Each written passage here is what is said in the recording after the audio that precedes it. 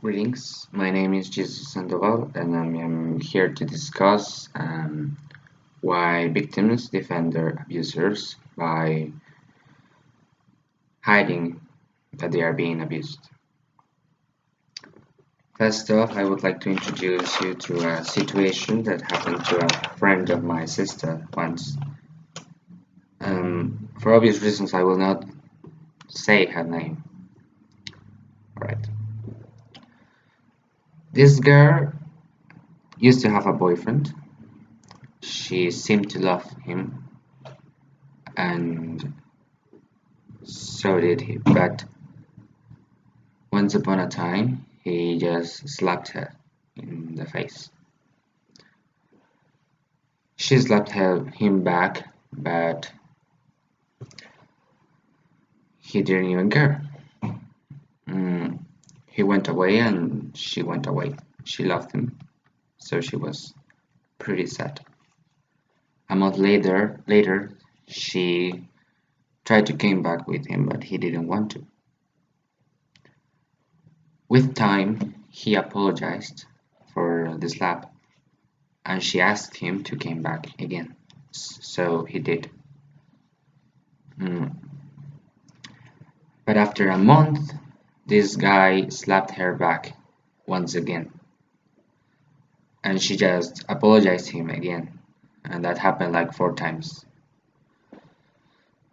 It was actually a vicious circle, and I was investigating, and it is a known vicious circle. So the process starts with the creation of tension. The abuser tries to plant seeds of hatred in the relationship, and then starts with an attack.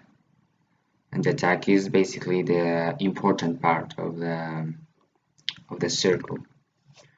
The attack is like the initial point of the whole process, the real initial point. After the attack, the abuser asks for apologizes, and then starts a loving period. But of course, since it is a circle, the abuser starts to create another creating tension time, and again attacks, and then apologizes, and then creates tension again in that loving period. So it is really a manipulation technique, and this is based on verbal abuse and physical abuse, mostly. In general terms, these attacks are attacks on confidence and self-esteem. Also, of course, physical attacks, but the most important ones are these ones: confidence and self-esteem.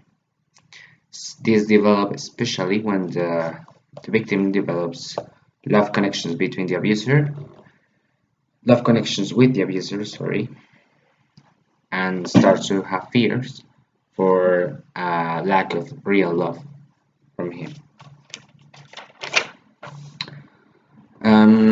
There are many ways to interpret this kind of people, and there are many ways to find them. They used to have fear of imperfection, so they will always try to remain in control.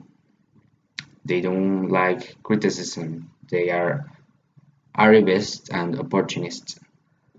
They manipulate because they need to. They create dependency on the victim. They make him or her feel shame of being abused. They attack the self-esteem, and basically they just cause the victim to withdraw from friends and family. They just make them go away. And it is very important to remember that to try to manipulate a manipulator is very harmful, since this will create a toxic relationship in time. So yet again, it is important to remember also that victims will almost always try to deny that there is violence, even though there is.